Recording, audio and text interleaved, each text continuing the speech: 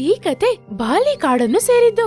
ಅಲ್ಲಿ ವಿವಿಧ ತರಹದ ಸುಂದರವಾದ ಪಕ್ಷಿಗಳು ವಾಸ ಮಾಡ್ತಿತ್ತು. ಅಲ್ಲಿ ಚಟೋರಿ ಗುಬ್ಬಚ್ಚಿ ಅನ್ನೋ ಒಂದ್ ಪಕ್ಷಿ ವಾಸ ಮಾಡ್ತಿತ್ತು. ಚಟೋರಿ ಗುಬ್ಬಚ್ಚಿಗೆ ಮಾವಿನ ಹಣ್ಣಂದ್ರೆ ತುಂಬಾ ಇಷ್ಟ. ಬೋನಿ ಗುಬ್ಬಚ್ಚಿ, ನನ್ಗೆ ಮಾವಿನ ಹಣ್ಣು ತಿನ್ಬೇಕು ಅಂತ ತುಂಬಾ ಆಸೆ ಆಗ್ತಿದೆ. ಇಲ್ಲಿರೋ ಎಲ್ಲಾ ಕಾಡಲ್ಲೂ ಮಾವಿನ ಹಣ್ಣು ಖಾಲಿ ಆಗಿದೆ. ಬಾ, ನಾವ್ ಹೋಗಿ ಯಾವ್ದಾದ್ರೂ ದೂರ ಕಾಡಲ್ಲಿ ನೋಡೋಣ. ಅಲ್ಲಿ ಮಾವಿನ ಹಣ್ಣು ಇರ್ಬೋದಲ್ವಾ?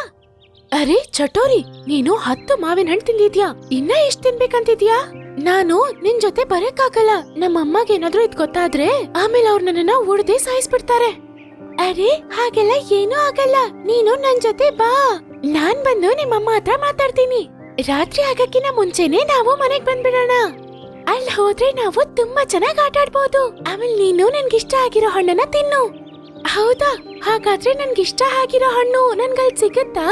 ಹೌದು ಹೌದು, ಖಂಡಿತ. ಆದ್ರೆ ಅದಕ್ಕೆ ನೀನ್ ನನ್ ಜೊತೆ ಮೊದ್ಲು ಬರ್ಬೇಕಲ್ವಾ?